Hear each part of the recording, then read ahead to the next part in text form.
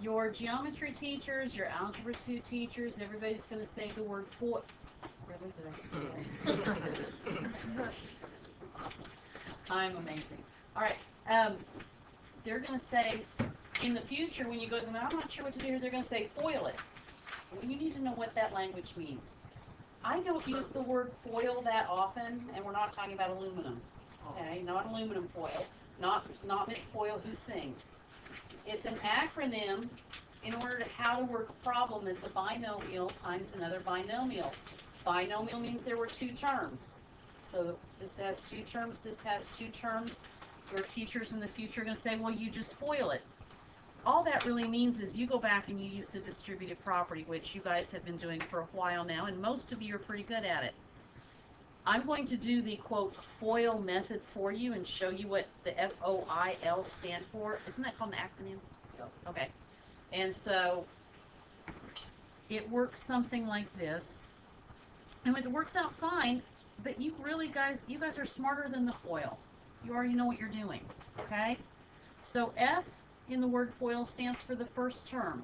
So we're going to be multiplying the first term in this set of parentheses times the first term in this set of parentheses. So x times x is x squared, okay? Now the O stands for the outermost terms in the sets of parentheses. So the first one times the last one, basically, right? So what's x times negative 2? Negative 2x. I stands for the innermost terms, the ones that are the closest together. So a negative 9 times an x. Okay? And L stands for the last term in each set of parentheses. Negative 9 times a negative 2 is a positive 18. Simplify your problem. X squared minus 11x plus 18. Okay? Now, you've been doing this since chapter 1. You just didn't realize it. So here it comes the way you're familiar with it. If I cover up the second term here, and I do the distributive property, x times both things in this set of parentheses, right? I'm going to get x times x is x squared, x times negative 2, negative 2x. Would you agree that I just did the distributive property? One term times whatever was over here. I'm now going to move and do the second term in the set of parentheses. You need to be paying attention and not messing around, okay? For real. Okay? So now I have a negative 9 times an x is negative 9x, and a negative 9 times a negative 2 is a positive 18. There is absolutely nothing different from what I just did than what I did in the beginning. You already know how to do this, okay? Now we just combine like terms and we get the negative 11 again. So x squared minus 11x plus 18. Same exact answer. Same exact method. Just calling it one thing instead of something else. Didn't really change anything. Nothing. It's just the distributive property done as many times as needed until you finish the problem. Okay? Cover up the wrong part. Well, you're not going to cover up the wrong part because you're going to do them in order, and so you should be good. Okay? We're going to do some practice on this. So now look at your notes and look at the try it. I need you to work with me here. Okay?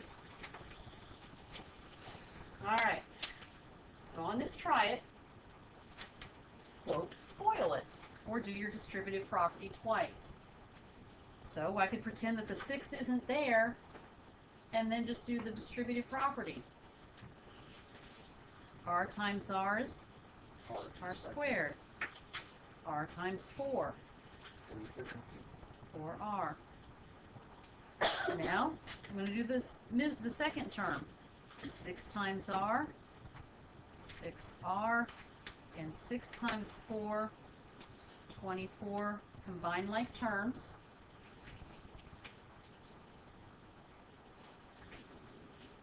Problem finished.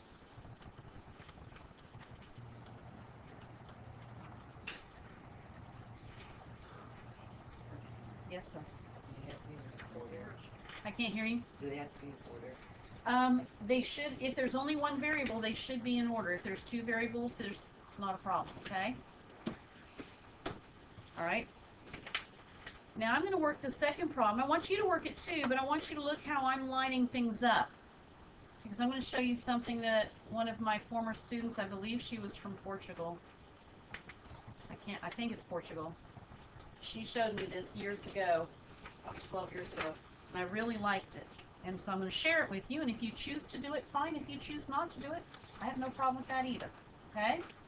Same math, just a different way of writing it down when you get done. So we have 3c times c would be what? 3c squared. 3c times 2, 6c. Here's where it gets different. Negative 1 times c, negative 1c. Most of the time I would have written it sideways, but watch what I'm going to do. Because I moved to the second term, I'm starting a second row. And I'm lining up like terms underneath each other. Yeah, it makes organization of big problems much simpler. And now, negative 1 times a 2, negative 2.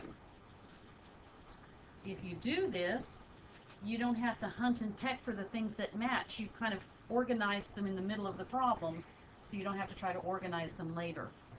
So it's your choice. So there's nothing to add here, so I just drop it down.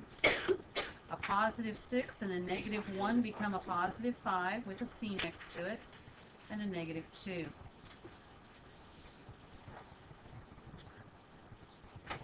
What you think? Not too bad? Okay. All right. Do you have any questions on the process? Yes, ma'am.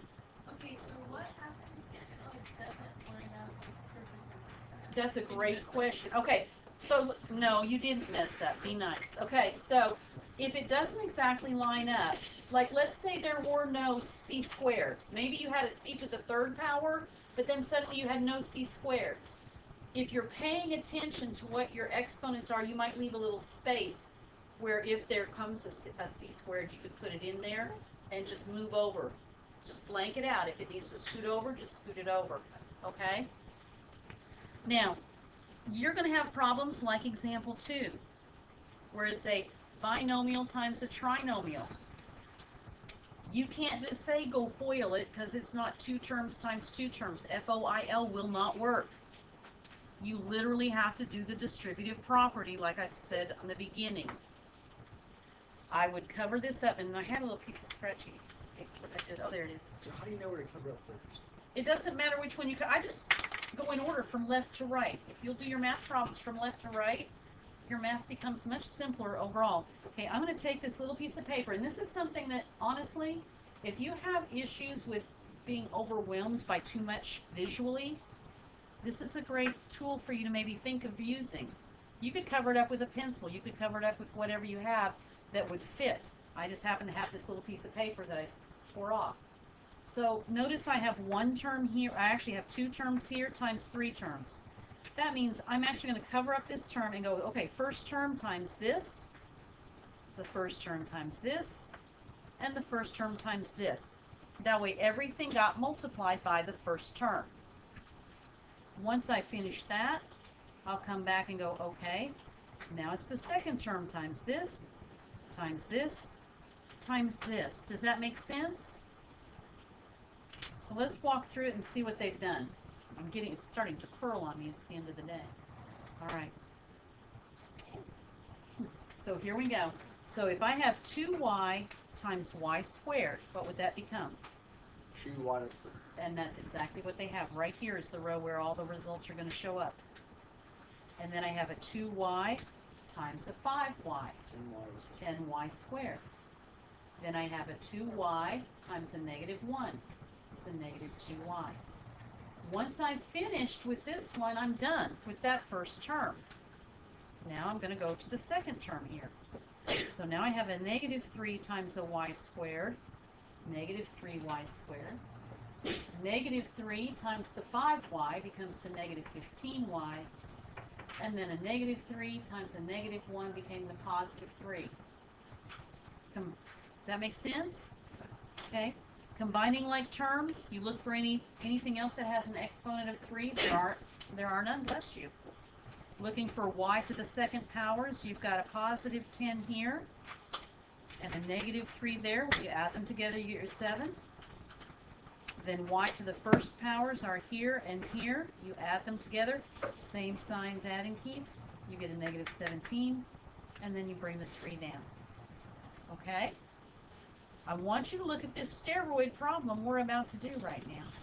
This sucker's on steroids. It's a trinomial times a trinomial. Oh, before we go there, just real quick, hint. If ever you have two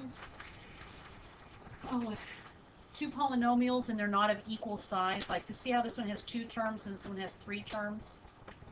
They're not equal in size. Put the smaller one out in front. It just makes the math easier to do. You'll still get the right answer if you don't, but it's much easier if you put the smaller one out in front, okay? Just know that. So let's do this steroid problem. I'm going to organize it like Melanie did. And I'm going to work with you and you're going to work with me. I'm going to go, okay, a trinomial times a trinomial. I'm going to cover up everything but that first term.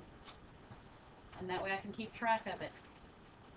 So now I have a 2p squared times a p squared. What's that going to be? 2p and 3p. 2p to the 4th power. Good job. And now 2p squared times the middle term. Very good. a p to the 3rd. And then 2p squared times the negative 3. 6p. Negative 6p squared. Good job. Notice I'm done with the first term, right? Yes. Now I'm moving to the middle term. So now I have a p times a p squared. So what's that going to be?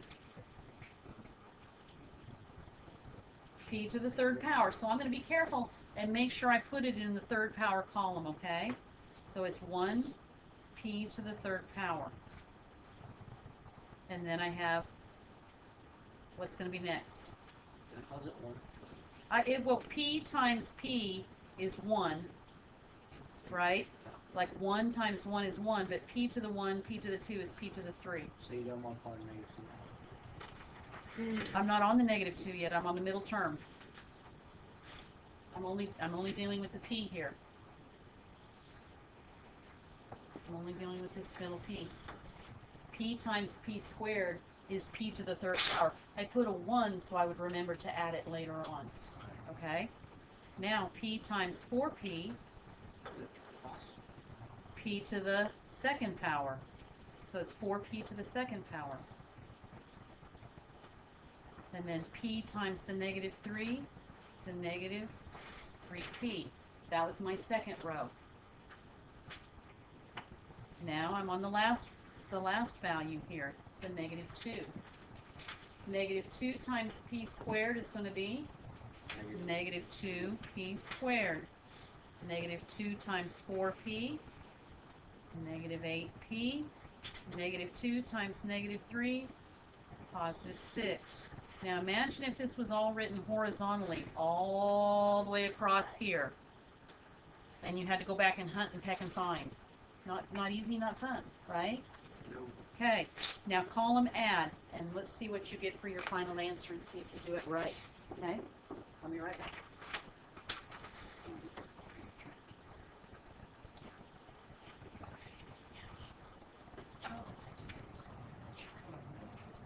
Mr. Carey, your Chromebook.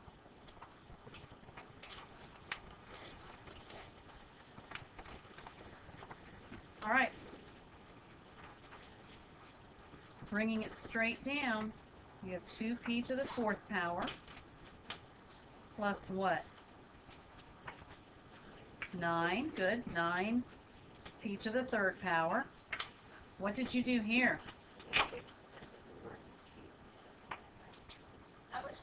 You have to add all of them together and pay attention if they're positive or negative because it does matter. Okay? So I would just take them as they come. So a negative 6 added to a positive 4 becomes a negative 2. And a negative 2 added to another negative 2 is a negative 4. Things called p squared. Same signs, add and keep. Okay? But isn't that a much more organized method? Wait, what's the rest of that song? Same song. Same signs, add and keep, different signs, subtract. Keep the sign you had more of, then you'll be exact. Okay? But are you okay with that? I forgot. Well, that's okay, but it's helpful, okay? All right, last thing real quick. This would make an excellent test question, said the teacher. This would make an excellent test question. Uh-huh. Okay, pay attention, here we go. You've got this box. You're supposed to find the surface area of this box. Surface area means the area of the surfaces, hence surface area. Okay? So does it make sense that if I were to find the area of one of the bottoms, it would be the same as the top?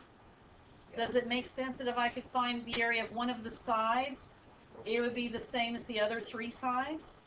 Okay? That's what we're going to do. So on this bottom, they told us what the dimensions are. It's an x plus 3 and an x plus 3. We need to multiply them together because the formula for area is side times side. So do this real quick as you can. X plus 3 times x plus 3. Distributive property. X times x is x squared. X times 3 is 3x. Yeah, you have a bad habit of that. Be careful. 3 times x is 3x. And 3 times 3 is a 9. Adding like terms together. X squared plus 6x plus 9. And this was just for the bottom, right? How many of these do we need, though? 4. 2. Look at your picture. 2. I need one here and one there, so I need 2. So let's multiply this answer by 2. So 2 times x squared is 2x squared. 2 times 6 is 12 with an x. And 2 times 9 is 18. That wasn't overly difficult, was it? No. Okay. Let's find one of the areas of the sides here. So I need this times this. So I have x plus 3 times 2x minus 5. Distributive property once again. So 2x squared minus 5x plus 6x minus 15. Combining like terms. 2x squared plus x minus 15. How many of these do I need? 4. I need a total of 4, so I'm going to multiply this answer by 4. I would get an 8x squared plus 4x minus 60. Now I have the dimensions for the top and bottom, and I have the dimensions for all 4 sides. What kind of math do I need to do to get them all together? Add them. So that should be a piece of cake. There's my plus sign. Huh. All right. Like terms. 10x squared. 16x. Ugh. Negative 42. Good job. Thank you. Good job. Done. So that isn't overly difficult. A little time consuming. But it would make a great test question. Oh, yeah. All right. Okay, the homework's on the top of your notes. It goes pretty quick because most of it's pretty basic like this. Then it gets a little bit bigger. It's not too hard. I'm already on.